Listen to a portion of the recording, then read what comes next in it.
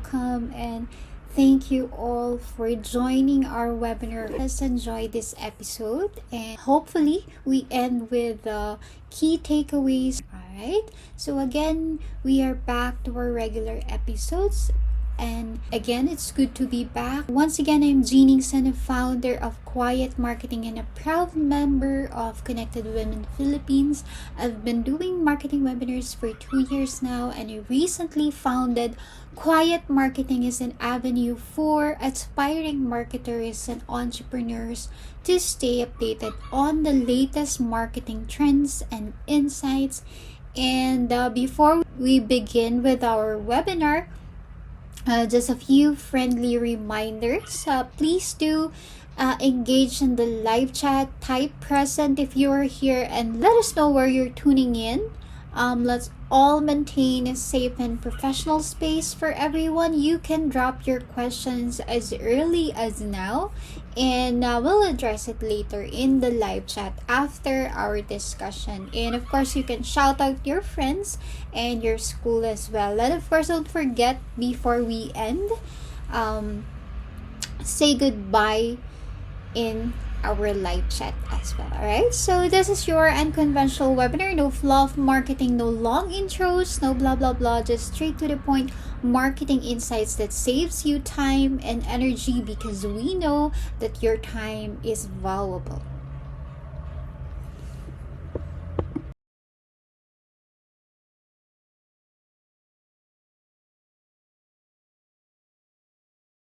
Okay, I think we can already start sa ating topic today, which is launching your own digital marketing website using Canva.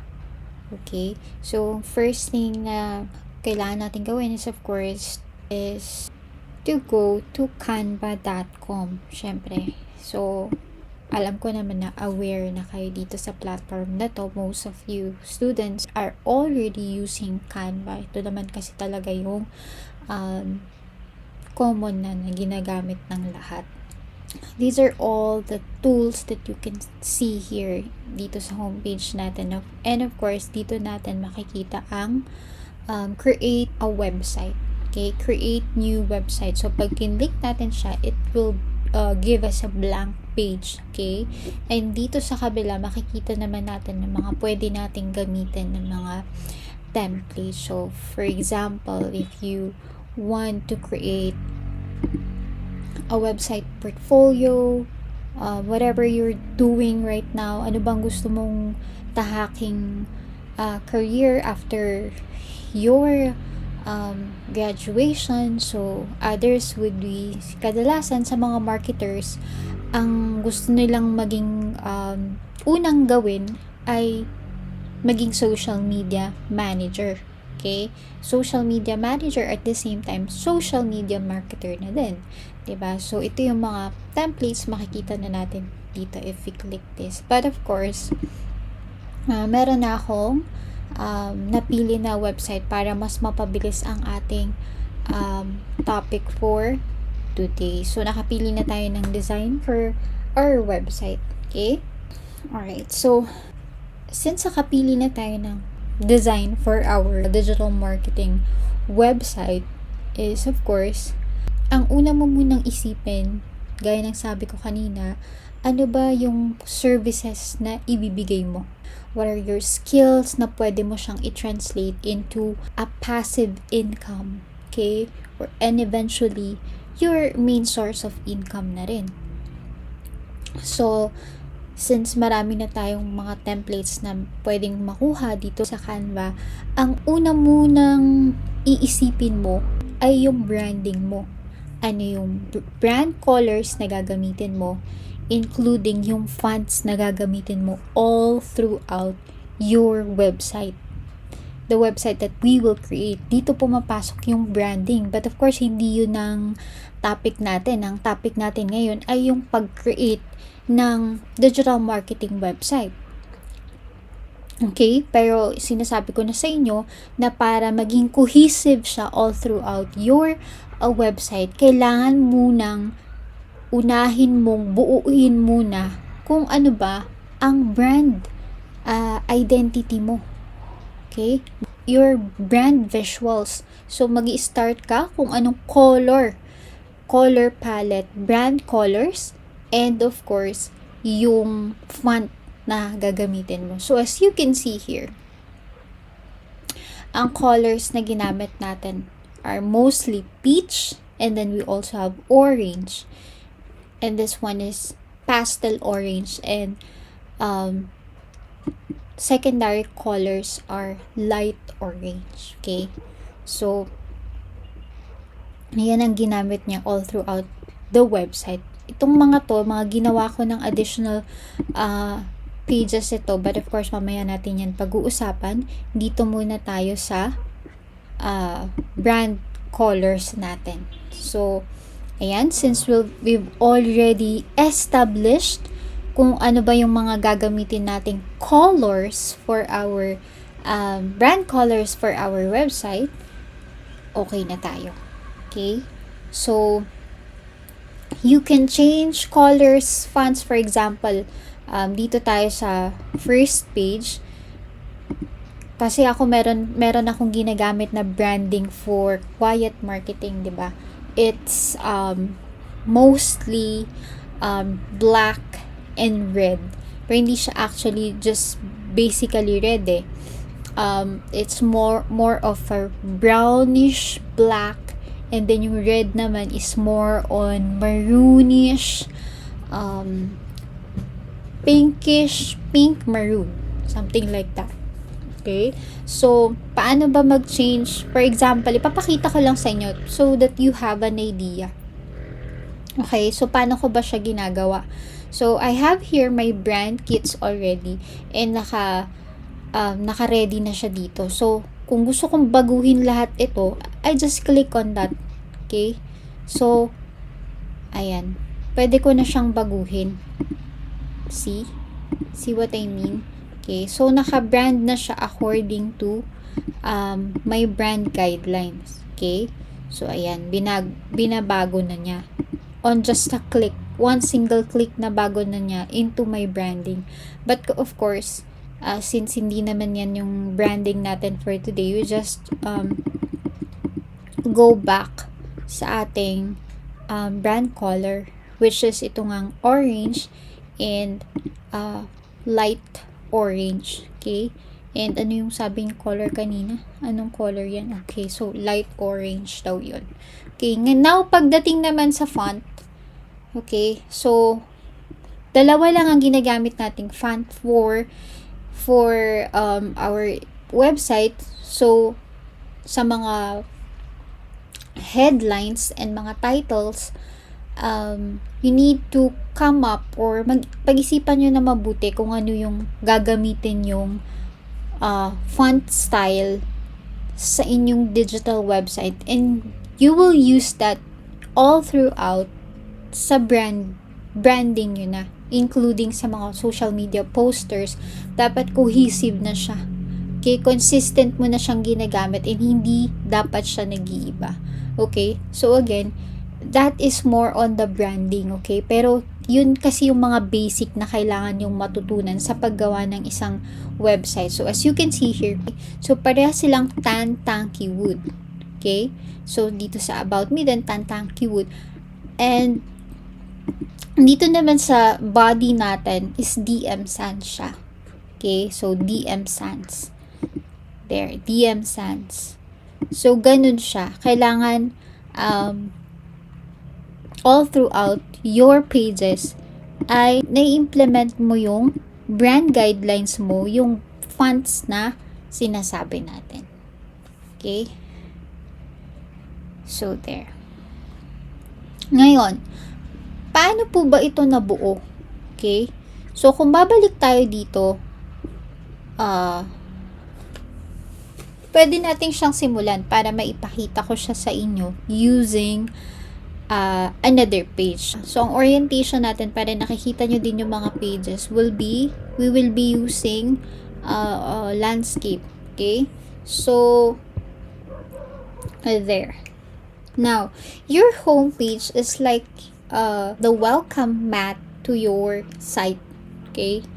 This is where people get their first impression of you and your brand. So you can add your logo, you can add a short intro, maybe a photo, a button like a contact me or see my work, which in this case, ang ginamit natin is learn more, okay? So you make it simple, make it clean, and make it all about you or your brand, okay? So there. Now, paano ba dinadagdagan ang paano natin makikita yung transition nito? Paano to dinadagdagan? So, if you click the first section, this is your, sa mga website, ang tawag nila dito is your hero section. Okay? So, ang tawag dito sa mga ito is section. You can remove it, you can delete it, you can add more. Okay? So, dito sa home page natin, we have 1, 2, 3, 4, 5, 6 sections. So, sa home page lang siya. So, paano ba yan? Pag pinakita natin siya, here's the preview of our homepage. So, pakita natin sa inyo. Ito yung home. So, ito pa lang yung pinag-uusapan natin. Wala pa tayo dito. Okay? So, if you scroll that, ayan na. Meron ka ng website. Okay? So, template na kasi to para mas mapabilis kasi we only have 1 hour to discuss itong topic natin. Okay? So, pinapakita ko lang sa inyo na ito yung first page. Okay? Which is pinangalanan natin siyang home. Okay? Okay? So, if you click here, kung gusto mong mag-add, okay, medyo lakihan natin. Kung gusto mong mag-add ng another section, you just click on add section. So, ayan, meron ka ng blank page. For example, gusto mong mag-add ng about me. For example lang, which is meron naman na dito yung about me. So, kung ayaw mo itong template natin ng about me, you can just, ito yung gusto kong ituro din sa inyo na pwede nyo siyang i-incorporate ang iba't ibang design. So, let's just type here about me and then we can add it there. So, for example, ito. Oh, oops, sorry. Here, dito natin siya idagdag. Okay. Diyan natin siya i-apply. So, ayan na. And what you're gonna do is to apply, implement mo na, napili mo na yan, nakuha mo siya, maganda yung design niya. Then, implement mo yung brand guidelines mo, which is yung orange, and this one could be peach, pero mas bagay yung light orange. Okay, now for the font, syempre, babalik natin sa tan tanky wood. Okay, so palitan natin lahat yan into tan tanky wood. Okay, so ayan.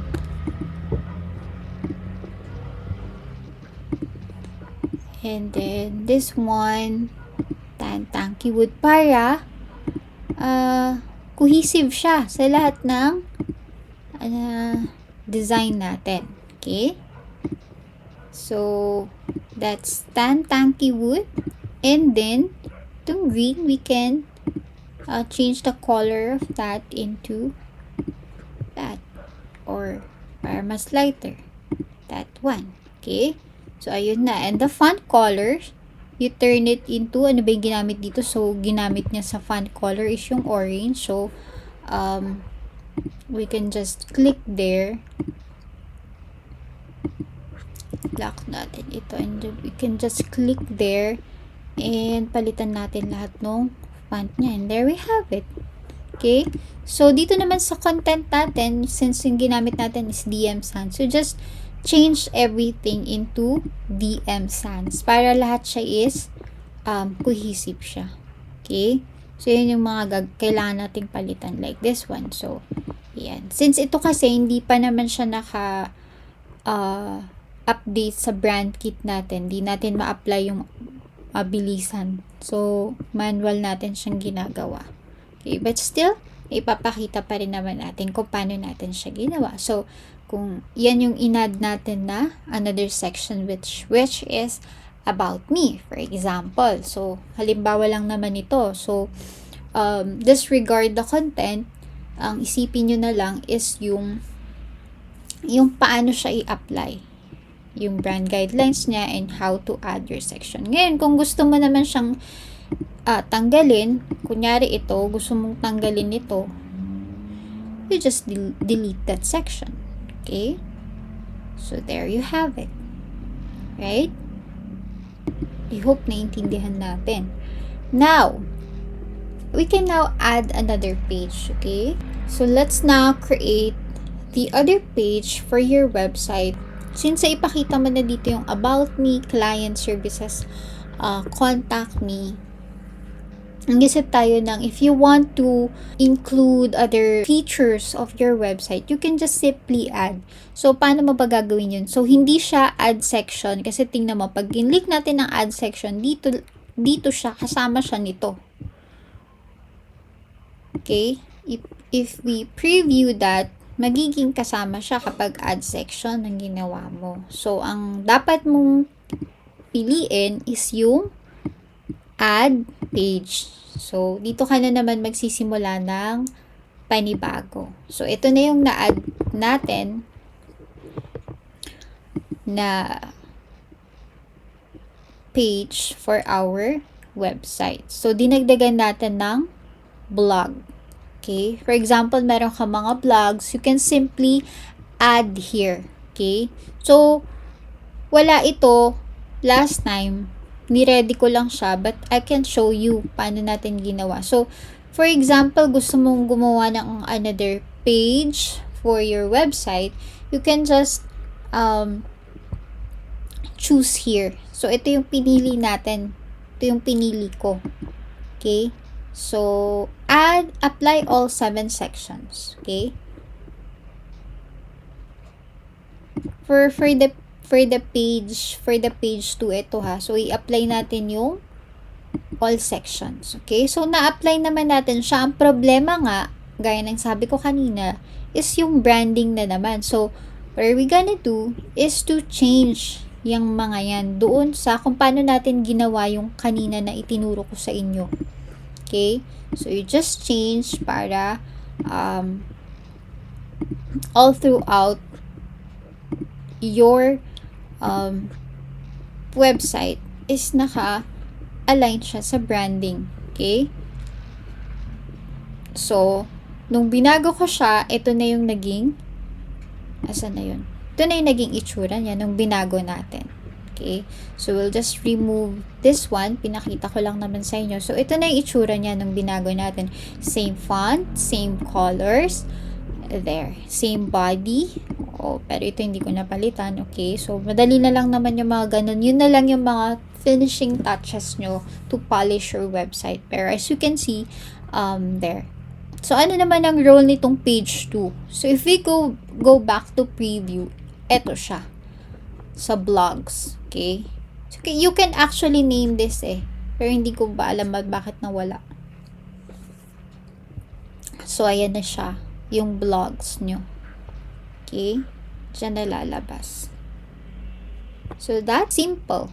Ngayon, nasa sa'yo na lang kung ano yung mga content na ilalagay mo sa website na ito. Okay?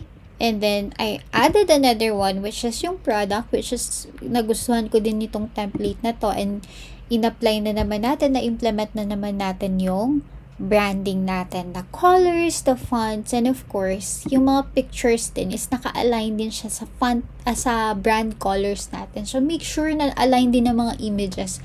Find as much as images na you can find on Pinterest. Yan. But of course, yung hindi siya copyrighted. Okay? So, ayan. Maganda. Now, if we preview that once more, dito naman siya sa products lalabas. Right? So, ayan na siya. Ayan na yung products mo. Okay? So, same font style, same there. Same brand colors. Okay? There. And then you can add as much as many web pages as you like. Okay? So, sa mga free Canva users, you can make up to 5 pages for your free website. Yun ang pagkakaalam ko. But you just check kung tama ba yun. Pero kasi ako, ang gamit ko is Canva Pro. So, it lets me make unlimited pages for a website. Okay? For a single website. Okay? Alright, now we go back to dito sa homepage natin. So, i-delete ko na lang remove natin tong isang section natin na to kasi naging redundant na siya. Okay, so meron ka naman ng about me dyan, your clients, your services, for example, and then your call to action. Saan kayo pwedeng i-contact. Okay, so that's basically yung mga sections ng isang website that you should have. Okay, so again, for adding pages, repeat the menu for every page. So, visitors can always go back and forth, okay, sa inyong mga, sa content ng inyong website. So, consistency, gaya ng sabi ko kanina, makes your site feel smooth and professional. Smooth transition, okay? So, ngayon, meron akong isang gustong i-share sa inyo. If you want a faster way to link your pages, there's a newer method. Okay? So, dito na papasok yung paano ba natin gagamitin yung, for example, dito sa Learn More. Okay? Dito tayo mag-start sa Learn More. So, there's another thing that I want to show you is the function of the links. Okay? For example, dito sa Learn More, this is an example of a call to action. But we want to make that clickable. For example, this is your homepage. And then we want to click that. But it's not clickable, oh. So, if you want to make that clickable, kung, for example, gusto mo siyang dalhin sa products mo. Gusto mo siyang mapalipat. Kapag kinlik ang learn mo, lalabas ang products. Yun ang goal mo for that call to action or for that button. Okay? So, again, pag pin-review natin, not clickable. So, try natin na ngayon na i-link itong products natin. Okay? So, ang gagawin natin is we just click learn more and then you just right-click that and you press link. And then you choose products. Okay? And there you have it. So, try natin. Bumalik sa preview, and then we click on that. Okay, so lumipat na siya. So, that easy. Okay? So, in doing your website, in creating or building your website, you just have to be really creative. If, for example, dito naman sa Shop Now, i-apply naman natin dito sa Shop Now yung paggawa ng link. For example, dito mo siya gustong lumabas sa page, for example. Shop Now. Okay? So, gawa muna tayo ng template for our shop. E-commerce website. Just add this and also add this, for example. Okay? And then we turn that into our branding. Okay, so we turn that into our branding. Okay,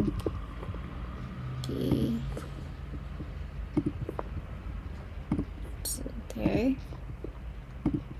Okay, so thank you, but for example, that would be the case. Okay, so this one is our okay, so don't mind the text or the content. We're just showing you how to apply this. For example, this is the shop. So this is page 4. So balik tayo dito sa ating Shop Now, and then we simply add the link again.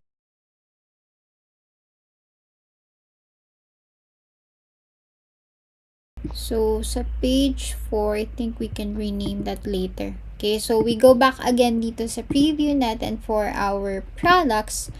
And if we click on shop now, ayun na, lumabas na yung products natin. Okay, so that's just an example. Okay,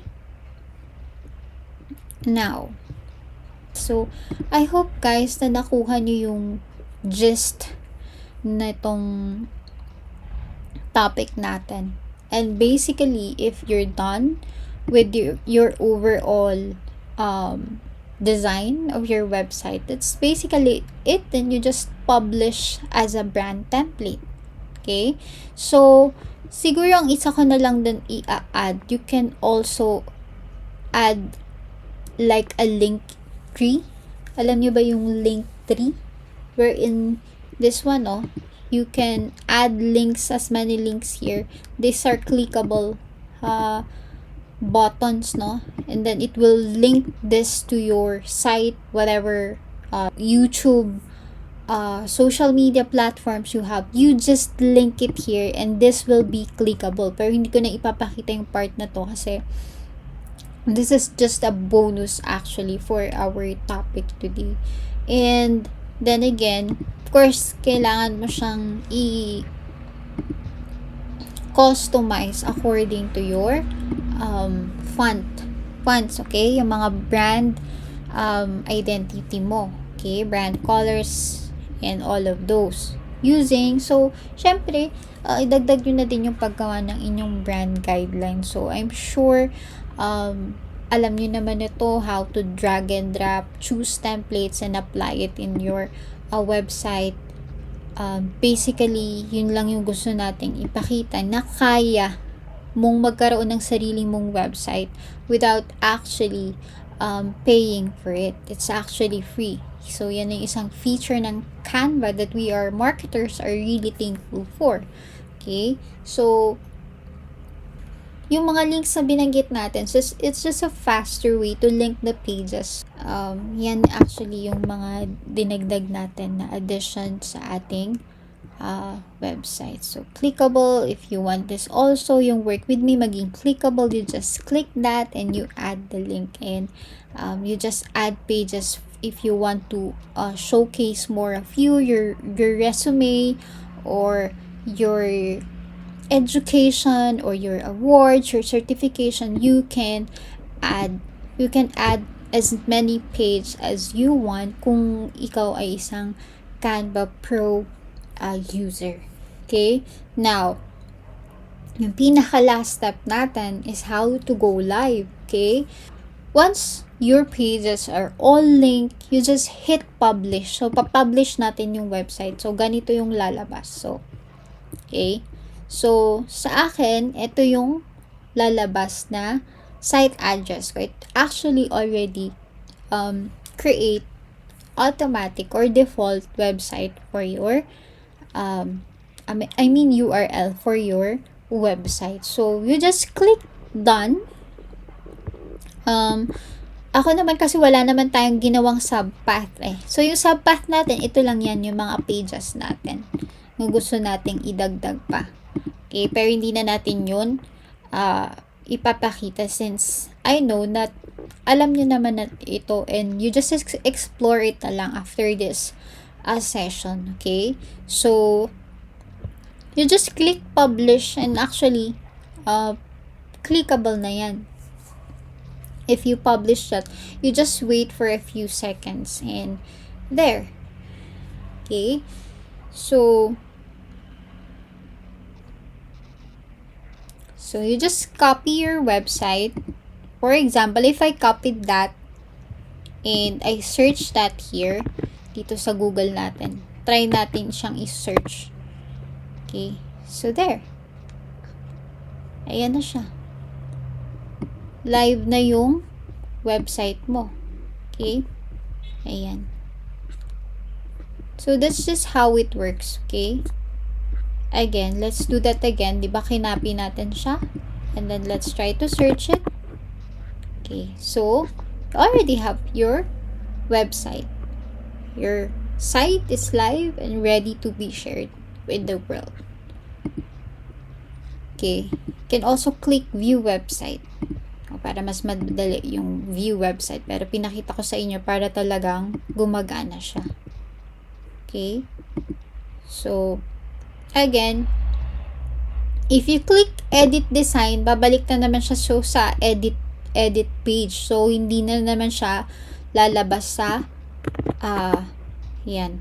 Lumalabas pa rin naman siya. So, you just every time na meron kang idadagdagan, may new features ka for your website, you just simply add more pages sa yung website or just simply edit whatever you want to edit. Alam nyo naman na itong part na ito. So, that's basically just it on how to create your website using Canva.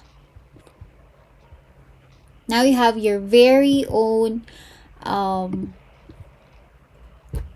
multi-page website built with Canva for free or with Canva Pro.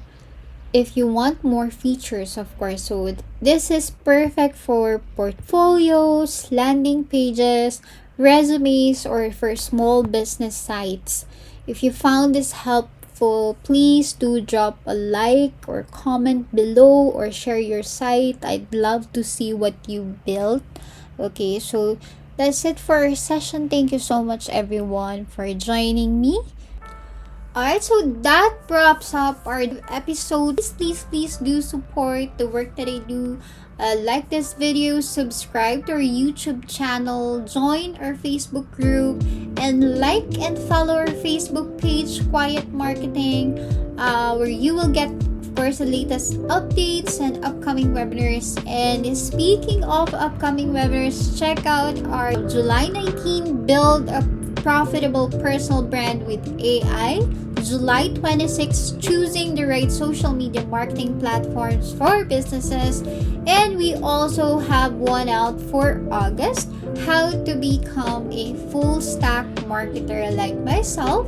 And as a reminder, you can also request for certificates from our concluded and past webinars. Check out our Google form link here in the live chat. We'll also send your e-certificates straight to your email after this session. Thank you all so much for being here. Appreciate you all. Have a great evening. Bye-bye.